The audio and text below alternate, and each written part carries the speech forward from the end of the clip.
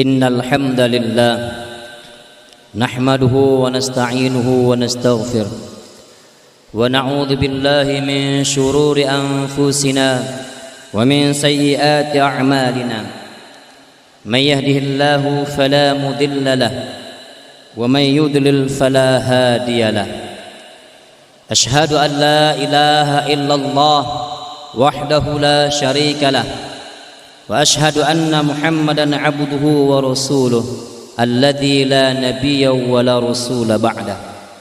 Allahumma salli wa sallim ala sayyidina wa nabiyyina wa habibina wa syafi'ina wa dhukhrina wa maulana Muhammad sallallahu alaihi wasallam wa ala alihi wa ashabatihi wa ala alihi wa ashabihi ajma'in ila yaumil qiyamah. Ayuhal muslimun al-kiram, usikum wa iyaya bitaqwallah faqad fazal muttaqun. Qala Allah Ta'ala fi kitabihil aziz, a'udzu billahi minasy syaithanir rajim. Ya ayyuhalladzina amanu taqullaha haqqa tuqatih wa la tamutunna illa wa antum muslimun. Thumma qala ta'ala fi ayatil ukhra, يا أيها الناس اتقوا ربكم الذي خلقكم من نفس واحدة وخلق منها زوجها وبث منهما رجالا كثيرا ونساء واتقوا الله الذي تساءلون به والأرحام إن الله كان عليكم رقيبا يا أيها الذين آمنوا اتقوا الله وقولوا قولا سديدا يصلح لكم أعمالكم ويغفر لكم ذنوبكم ومن يطع الله ورسوله فقد فاز فوزا عظيما. Hadirin jamaah yang dimuliakan Allah Subhanahu wa taala. Alhamdulillah, inilah kalimat yang pantas kita ucapkan sebagai hamba Allah, menandakan kita bersyukur kepada Allah Subhanahu wa taala atas apa yang telah Allah anugerahkan, limpahkan kepada kita hingga pada saat siang yang berbahagia ini. Kemudian daripada itu, salawat dan salam marilah sama-sama selalu kita doakan, Allahumma salli ala sayyidina Muhammad, kepada junjungan alam Muhammad sallallahu alaihi wasallam, kepada keluarga beliau, sahabat beliau. Semoga nantinya dengan selawat yang kita bacakan itu menjadikan kita umat-umat yang memperoleh syafaat dari baginda Nabi Muhammad sallallahu alaihi wasallam. Hadirin jemaah yang dimuliakan Allah Subhanahu wa taala. Melalui mimbar ini pula khatib mengajak dan berwasiat khususnya kepada saya pribadi dan umumnya kepada jemaah sekalian untuk meningkatkan kadar nilai iman dan takwa kita kepada Allah Subhanahu wa taala. Dan ketahuilah bahwa hanya dengan takwalah kita mampu menembus jannahnya Allah Subhanahu wa taala. Jemaah yang dimuliakan Allah Subhanahu wa taala, adapun tema khutbah kita pada siang yang berbahagia ini adalah perumpamaan sifat manusia dalam Al-Qur'an. Hadirin jemaah Jumat yang dimuliakan oleh Allah Subhanahu wa taala, di dalam Al-Qur'an Allah telah banyak menyebutkan nama-nama makhluknya, termasuk nama-nama binatang atau hewan. Bukan hanya sekedar nama, tetapi jika dimaknai maka akan memberikan hikmah dan pelajaran yang mendalam, khususnya bagi umat yang beriman. Benar sekali bahwa tak ada ciptaan tanpa kegunaan, termasuk keberadaan binatang-binatang yang Allah ciptakan di muka bumi ini. Dalam ayat Al-Quran, Allah Subhanahu wa ta'ala menjelaskan dalam surah Al-Baqarah, yang artinya adalah sesungguhnya Allah tiada segan membuat perumpamaan berupa nyamuk atau yang paling rendah dari itu. Adapun orang-orang yang beriman, maka mereka yakin bahwa perumpamaan itu benar dari Tuhan mereka. Tetapi mereka yang kafir mengatakan, apakah maksud Allah menjadikan ini untuk perumpamaan? Dengan perumpamaan itu banyak orang yang disesatkan Allah, dan dengan perumpamaan itu pula banyak orang yang diberi hidayah oleh Allah Subhanahu wa taala. Dan tidak ada yang disesatkan Allah kecuali orang-orang yang fasik. Al-Baqarah ayat 26. Hadirin jemaah yang dimuliakan Allah Subhanahu wa taala. Tak ada kesia-siaan dalam penciptaan makhluk di dunia ini. Binatang tak hanya sebagai pelengkap rantai makanan saja, tetapi perilaku-perilakunya memberikan hikmah pelajaran luar biasa bagi kita jika kita mau mengambil dan menggunakan akal fikiran kita. Karena tak ada ciptaan Allah di alam semesta ini yang sia-sia. Allah Subhanahu wa taala menjelaskan di dalam Al-Qur'an, A'udzu billahi minasyaitonir rajim. Inna fi khalqis samawati wal ard wa ikhtilafil laili wan nahar la ayatin liulil albab alladzina yadhkuruna Allaha qiyaman wa qu'udan wa 'ala junubihim wa yatafakkaruna fi khalqis samawati wal ard Rabbana ma khalaqta hadza batila subhanaka fakina 'adzaban nar. Yang artinya adalah sesungguhnya dalam penciptaan langit dan bumi dan silih bergantinya malam dan siang terdapat tanda-tanda atau ayat bagi orang-orang yang berakal, yaitu orang-orang yang mengingat Allah sambil berdiri atau duduk atau dalam keadaan berbaring, dan mereka memikirkan tentang penciptaan langit dan bumi seraya berkata, Ya Rabb, ya Tuhan kami, tiadalah Engkau menciptakan ini dengan sia-sia.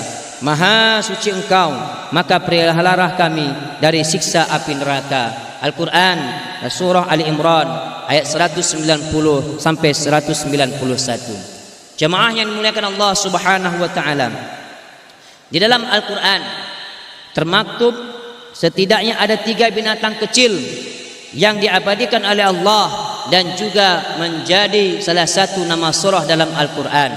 Yang pertama yaitu An-Namal, yang kedua Al-Ankabut, dan yang ketiga adalah An-Nahl. Jemaah yang dimuliakan Allah Subhanahu wa taala, ketiga binatang ini masing-masing memiliki sifat dan karakter yang Allah gambarkan di dalam Al-Quran, tidak hanya untuk kita contoh, tetapi pun juga untuk kita jauhi dan kita hindari, agar kita memiliki perbedaan antara makhluk yang sesungguhnya manusia dengan yaitu hewan yang tidak punya akal sama sekali. Hadirin jemaah yang dimuliakan Allah Subhanahu wa taala, hewan yang pertama yang Allah rekam sebagai nama surah dalam Al-Quran yaitu An-Namal, yang berarti semut. Semut adalah hewan yang paling rajin menumpuk-numpuk makanan. Ia menghabiskan hampir seluruh waktunya untuk mengumpulkan makanan.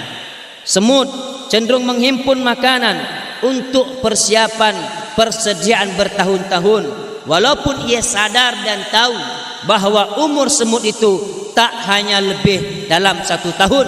Setelah itu mereka pun akan mati menghadap Allah Subhanahu wa taala.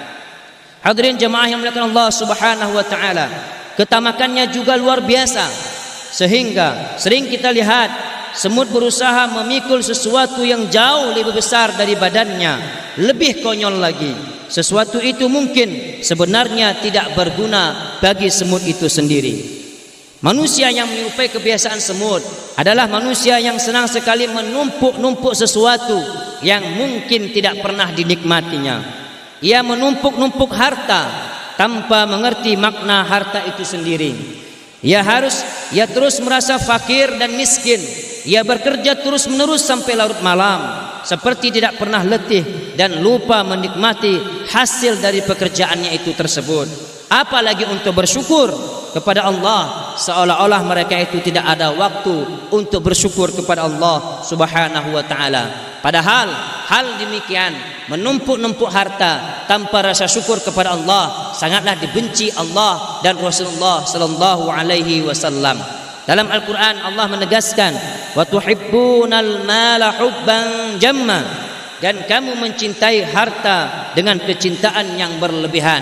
Surah Al-Fajr ayat 20. Dan dalam sebuah hadis dari Abbas bin Sahal bin Sa'ad, ia berkata, saya pernah mendengar Ibnu Zubair dalam khutbahnya di atas mimbar di Mekah berkata, Ya ayuhan nas, innan nabiyya sallallahu alaihi wasallam kana yaqul, law anna ibna adam u'tiya wadiyan mal'am min dhahab ahabba ilaihi thaniyan, walau u'tiya thaniyan ahabba ilaihi thalisan wa la yasuddu jawfa ibni adam illa turab wa yatubu Allahu ala man taba. Artinya hadirin sekalian, wahai manusia, sesungguhnya Nabi Muhammad sallallahu alaihi wasallam bersabda, sesungguhnya seandainya anak Adam diberikan satu lembah yang penuh dengan emas, pasti dia akan menginginkan lembah yang kedua. Dan sekiranya mereka diberikan 2 lembah emas, maka pasti mereka menginginkan yang ketiga. Tak ada yang dapat menutupi perut anak Adam melainkan yaitu kecuali tanah. Dan Allah Subhanahu wa taala menerima taubat bagi siapa saja yang bertaubat. Hadirin, dalam ayat dan hadis tersebut Allah dan Rasul mengecam kepada kita selaku umat dan hamba Allah Subhanahu wa taala yang selalu menumpuk-numpuk makanan, yang selalu menumpuk-numpuk harta yang kita tidak tahu, bahkan harta itu nanti tak mampu menyelamatkan kita. Harta itu tidak bisa kita bawa di dalam kubur kita kira kita dipanggil oleh Allah Subhanahu wa taala. Hadirin jemaah yang dimuliakan Allah Subhanahu wa taala. Adapun hewan yang kedua yaitu al-ankabut yang berarti laba-laba. Laba-laba termasuk salah satu jenis hewan yang sangat berbisa dan berbahaya. Namun terlepas dari itu semua, tersimpan sejumlah pelajaran yang dapat kita ambil dari seekor laba-laba. Keistimewaan seekor laba-laba yaitu pada jaringnya yang dapat dibentuk sesuai keinginan dan kebutuhannya. Selain itu pula, yaitu laba-laba memiliki keistimewaan, yaitu namanya diabadikan di dalam Al-Quran oleh Allah Subhanahu wa ta'ala. Namun hadirin, selain itu kita harus menghindari sifat yang dimiliki oleh laba-laba, sebagaimana yang digambarkan dalam Al-Quran, bahwa sarang laba-laba adalah tempat yang paling tidak aman. Apapun yang terjaring sana pasti akan disergapnya tanpa belas kasihan. Bahkan bila laba-laba telah selesai melakukan perkawinan, sang spider woman pasti juga akan membunuh sang spiderman ataupun laba-laba yang jantan tersebut. Cara ia membunuh pun sangatlah cerdik dan mengerikan. Allah Subhanahu wa taala menggambarkan bagaimana laba-laba di dalam Al-Qur'an dalam surah Al-Ankabut yang berartinya adalah perumpamaan orang-orang yang mengambil pelindung-pelindung selain Allah adalah seperti laba-laba yang membuat rumah, dan sesungguhnya rumah yang paling lemah adalah rumah laba-laba kalau mereka mengetahuinya. Al-Ankabut ayat 41. Hadirin yang dimuliakan Allah Subhanahu wa taala, manusia yang berbudaya laba-laba adalah manusia yang tidak pernah berfikir apa, di mana dan kapan ia makan, tapi yang mereka pikirkan adalah siapa hari ini yang akan mereka makan dan menjadi mangsanya. Kebutuhannya tidak hanya makan, tapi lebih karena kenikmatan membunuh dan menyiksa mangsanya ataupun yang lainnya. Manusia seperti ini tidak pernah mengenal arti kawan, tidak mengenal balas budi dan belas kasihan. Semuanya dilandaskan kepada kepentingan dirinya. Menikam lawan adalah tradisinya. Inilah yang harus kita hindari. Semoga kita berdoa kepada Allah agar kita terhindar dari sifat laba-laba, dan kita berdoa kepada Allah agar kita terhindar dari lingkungan-lingkungan manusia-manusia yang memiliki karakter sifat seperti laba-laba, yaitu membunuh sesama saudara muslim, baik membunuh secara zahir ataupun membunuh secara karakter pribadi muslim itu sendiri. Hadirin, yang terakhir, hewan yang diabadikan oleh Allah dalam Al-Quran adalah an-nahal ataupun lebah. Berbeda dengan dua binatang atau dua hewan yang sebelumnya, binatang ini sangat disiplin dalam membagi waktu dan bekerja. Dalam bekerja dia menghasilkan kebaikan dan manfaat dengan tempat kerjanya itu sendiri. Ia menghasilkan pembuahan pada tanaman karena memindahkan tepung sari ke putik bunga, dan berusaha tak merusak apa yang ia sedang kunjungi dalam mengambil sari madunya. Sarangnya dibangun dengan segi 6 yang telah terbukti secara ilmiah sangat ekonomis dan kuat dibandingkan bila segi 4 atau segi 5. Makanannya pun terpilih dari sari bunga yang kemudian diolah menjadi madu dan lilin yang sangat bermanfaat bagi manusia. Lebah tidak pernah mengganggu, sengatannya dikeluarkan hanya dalam keadaan darurat saja. Bahkan sekarang ini sengatannya pun juga berguna bagi penyembuhan penyakit-penyakit tertentu terhadap manusia. Dan uniknya lagi, dia suka tinggal di tempat-tempat yang gampang terlihat. Kebersamaannya sangat kuat. Sekali terganggu, bisa jadi akan muncul persatuan untuk membalasnya terhadap orang-orang tersebut. Allah Subhanahu wa taala menggambarkan di dalam Al-Qur'an yang artinya, dan Tuhanmu mewahyukan kepada lebah, buatlah sarang-sarang di bukit-bukit, di pohon-pohon kayu, dan di tempat-tempat yang dibikin manusia. Kemudian makanlah dari tiap-tiap macam buah-buahan, dan tempuhlah jalan Tuhanmu yang telah dimudahkan bagimu. Dari perut lebah itu keluar minuman madu yang bermacam-macam warnanya. Di dalamnya terdapat obat penyembuh bagi manusia. Sesungguhnya pada yang demikian itu benar-benar terdapat tanda-tanda kebesaran Allah bagi orang-orang yang memikirkannya. Quran surah An-Naml ayat 68 sampai 69. Hadirin, manusia yang berbudaya lebah adalah manusia yang tidak suka mengganggu apalagi merusak. Tidak makan kecuali yang baik dan halal. Tidak berbuat kecuali yang menghasilkan dan bermanfaat. Tidak menghasilkan kecuali yang bermanfaat bagi orang lain. Tidak berkorban kecuali untuk kepentingan orang banyak dan orang lain. Tidak penakut kecuali untuk kebenaran. Tidak menyengat kecuali untuk memberi pelajaran bagi orang-orang yang zalim, dan rela mati demi membela agama Allah dan memilih hidup di lingkungan yang baik dan terjaga daripada akhlak yang baik oleh Allah Subhanahu wa taala. Hadirin, lebih detailnya tentang akhlak yang dapat diteladani dari seekor lebah adalah yang pertama, lebah mengisap saripati bunga. Maksudnya adalah memakan makanan yang baik-baik dan yang halal saja. Yang kedua, teladan yang perlu kita ambil, lebah mengeluarkan madu. Maksudnya bicara selalu yang baik-baik, bukan cacian, bukan makian, bukan celaan ataupun sumpah serapah. Dan yang terakhir, teladan yang bisa kita ambil dari seekor lebah adalah hinggap di mana saja, tidak merusak tangkai dan bunga. Artinya keberadaan seorang muslim di mana saja ia berada menjadi rahmatan lil alamin, tidak mengganggu apalagi menghancurkan karakter muslim yang lain. Tetapi jika ada pengusir agama, maka sang lebah, maka kita seharusnya akan mengejar sampai kemanapun pelaku tersebut agar dia bertaubat dan memohon ampun kepada Allah Subhanahu wa ta'ala. Inilah pelajaran yang dapat kita ambil dari ketiga hewan ini. Dua hewan tersebut haruslah sifat dan karakternya kita jauhi, dan hewan yang terakhir yaitu seekor lebah, marilah kita contoh, yaitu seorang muslim memberikan manfaat yang luar biasa terhadap muslim dan mukmin yang lainnya.